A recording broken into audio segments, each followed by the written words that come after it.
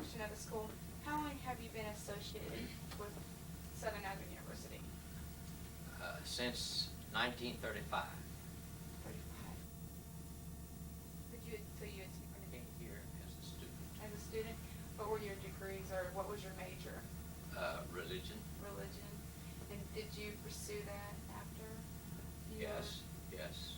What were some of the things you pursued after you graduated? Well, I got a scholarship to Pasadena College for a master's degree, which was the first graduate degree that was ever given in a Nazarene college. That was Pasadena College, Pasadena, California. But of course, later they moved to Point Loma, and much later. But when I left here in 1938, I had a little credit that made me a sophomore when I came in 35. And I went to Pasadena in the fall of 38 and was there until the spring of 40. I did a master's degree there and really traveled with a quartet, just as the speaker. I didn't sing. Oh, yeah. To raise living endowments for the school and to recruit students out Kind of there. like the admissions department. Yeah, yeah. So that was the first, my first thing after going to after graduating from school. And that fall, I took a church in as a single boy. I took a church in Central California, and I was there 2 years. And then the war broke. The Second World War came while I was there. Pearl Harbor came on a Sunday morning in the 7th of December in 1941. And I was getting ready to go into the evangelistic field when I got a call to the church in Burbank, Los Angeles, and close to Pasadena College, really. And I didn't think that I would go. I was still single, and I thought a pastor ought to have a wife. So I was determined to just go on into the evangelistic field. But when I got to think of praying about it, I was really caught up in a way that I wrestled with this for a little while, but I had to go to Burbank. Mm-hmm. And I was there from 42 to 47 as the pastor of the church. And I had an excellent time as far as the church, the growth of the church was concerned. It was just really, really good. I had a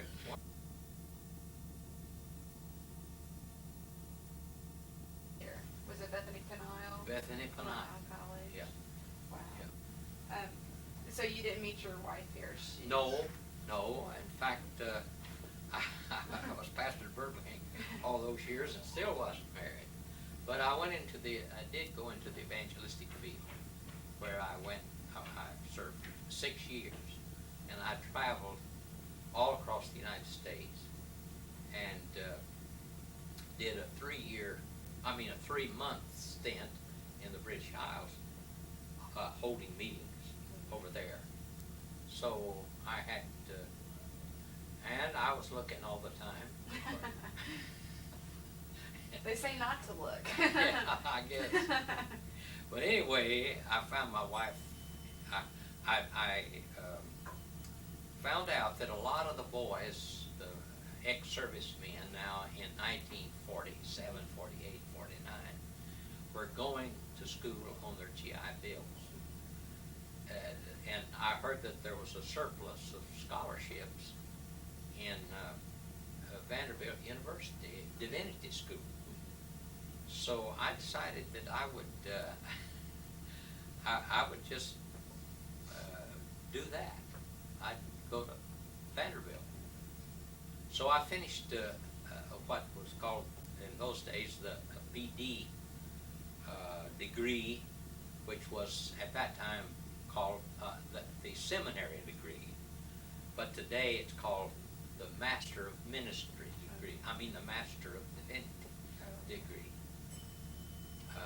So I did that, and while I was there, one of my professors insisted that I ought to do graduate work and teach. I wasn't too sure about the teaching angle, but I did. But in the meantime, now in Nashville, I met the girl that became my wife. She was a student at Tribeca, and had grown up in Nashville. Her home was there. So I dated her, and then when we got married, I started my PhD program. At Tribeca then? No, Oh. at Vanderbilt. Oh, God. Tribeca doesn't give doctorate degrees except a DD, which is an honorary Yeah. degree. But so I finished that. I finished the PhD program and had the degree, and I was called to Pasadena to teach. So I taught there for 8 years, but all the time that I was teaching, I was hungry for the pastorate. I loved the pastorate. That was the best, rewarding. I like to have my people around me, and it was good. So after teaching 8 years, I had a call to a church. I'd had calls before, but I couldn't get clear on it. But this time, it seemed right. So I went back to the pastorate. This was in Sacramento, California. So I pastored the Arden Church in Sacramento for 3 years. And the people stayed after me. I mean, the schools did. Several of our Nazarene colleges wanted me to come get back into teaching. And finally, I succumbed. And this was my alma mater. Mm-hmm. And I grew up in Arkansas. Did you? Uh-huh. 30 miles north of Little Rock.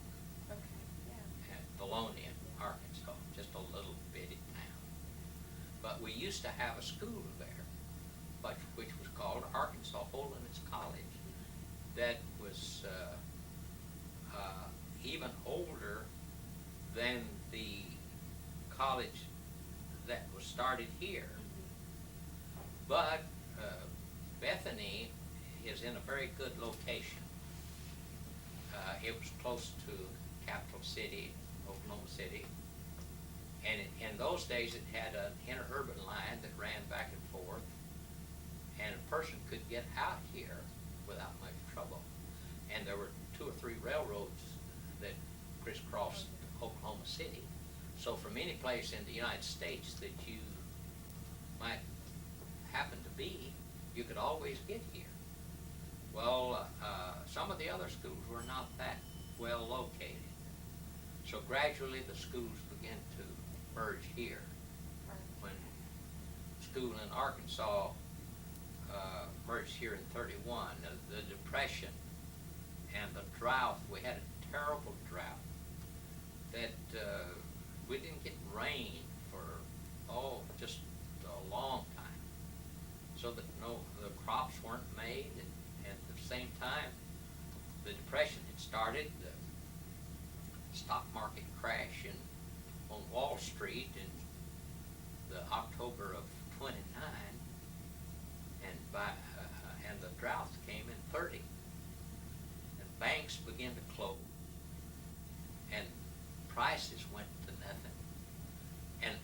jobs were hard to get. So it's just really a rough period. You kids don't even know what it's really like.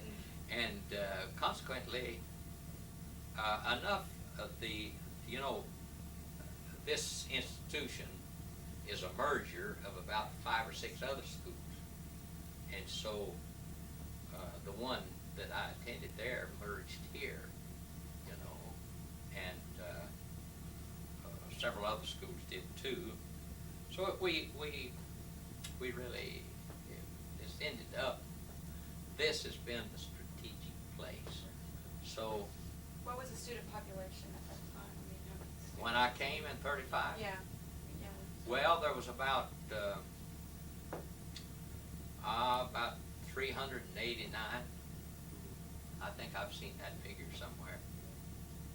So it was close to 400, Right.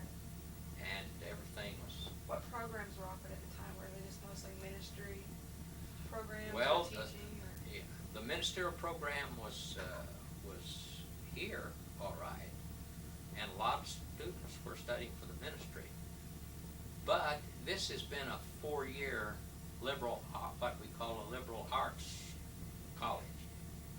That means that you could major in history or English or a lot of different areas that you could major in, as well as religion and music.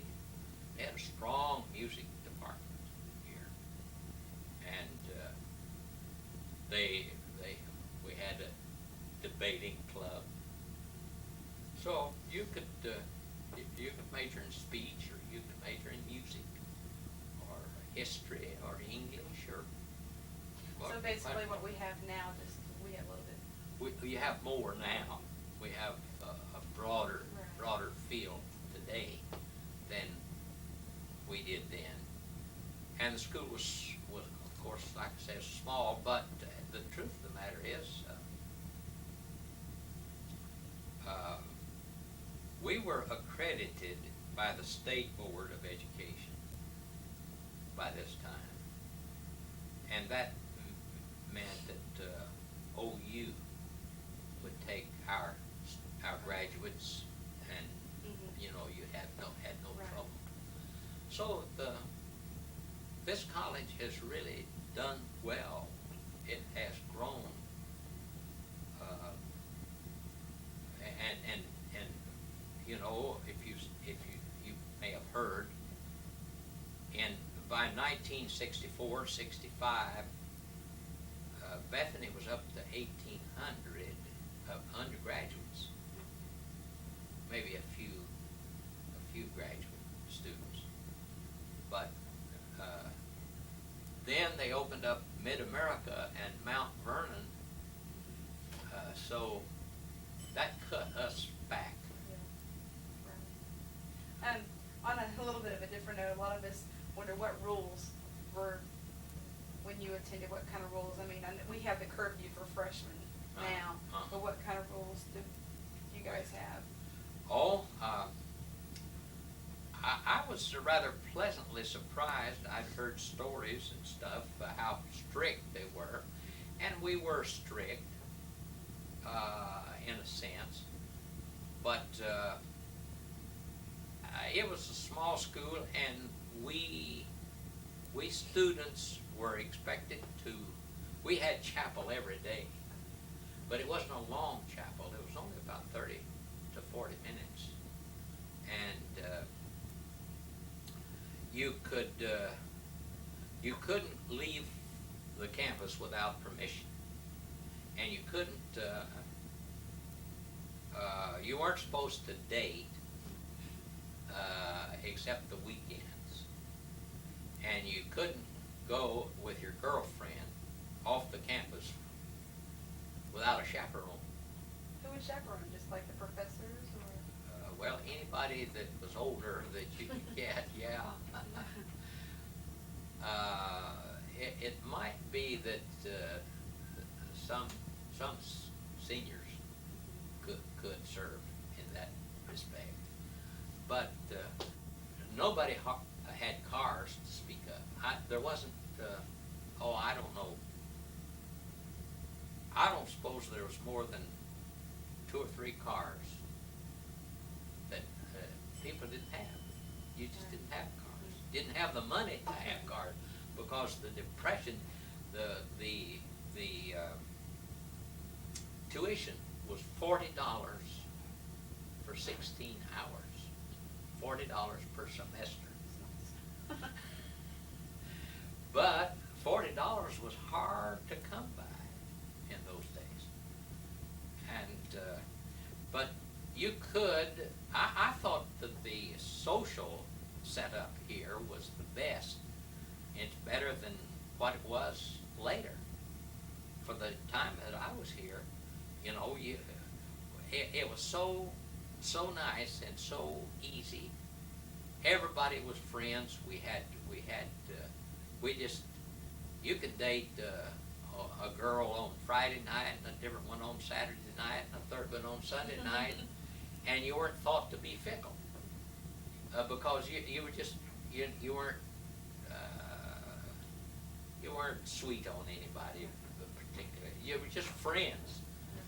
And when I left here and went to Pasadena, well, it was altogether different out there. And you know, California was supposed to have been,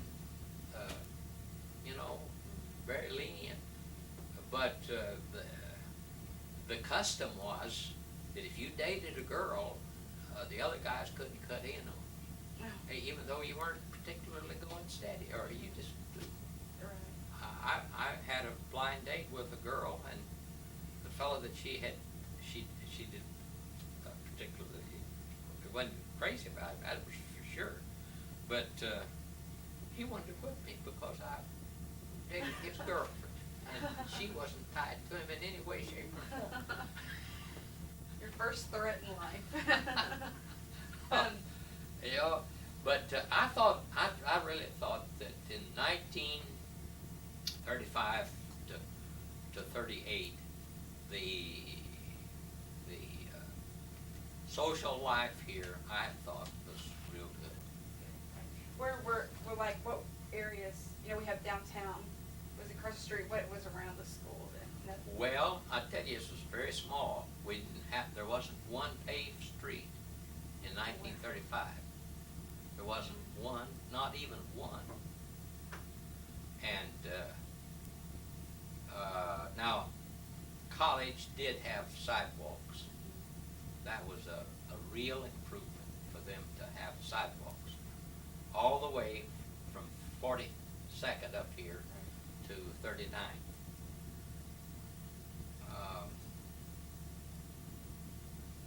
What should I say?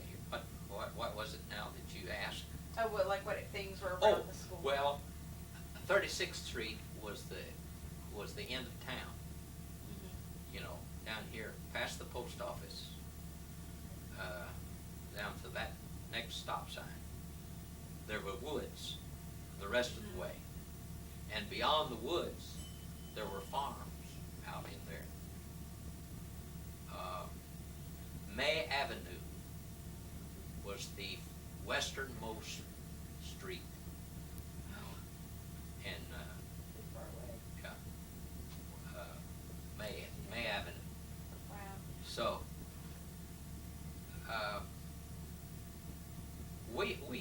there wasn't but one church in town. That was First Church. No other Baptist church, no Methodist church, no other church. This was Nazarene town, believe me. And well, 50th Street was about to end up here.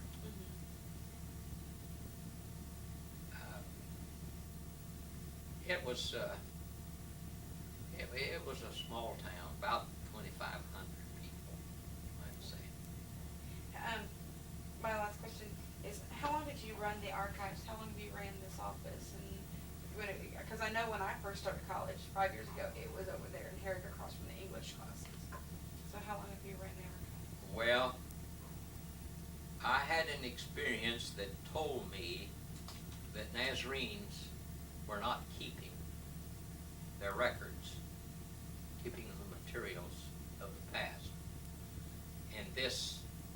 interested me because I had grown up in the church. That'd been my life, and I'd never known anything else. But I suddenly recognized that we weren't keeping our records. So, because I'm a historian, I guess you'd say, as well as a preacher, and I've taken quite a bit of theology and philosophy and what have you, but I love history, and I love the church. So I've got the feeling that something ought to be done. And things weren't moving much in Kansas City. They didn't have any archive. They had a lot of archive material lying up there in the basement of one of those buildings, and it wasn't organized really. There'd been an attempt or two to organize some of the material, but none from an archival standpoint. So I kind of got all disturbed about it, and this was back in the late 70s. And so I began to, my first desire was to have a set of slides on the history of the church, because I was teaching a class in Nazarene church history, but nobody had any to speak of. Kansas City didn't have any. So I set about to build a set of slides that I could use in my classes. And from that, when I retired in 1982,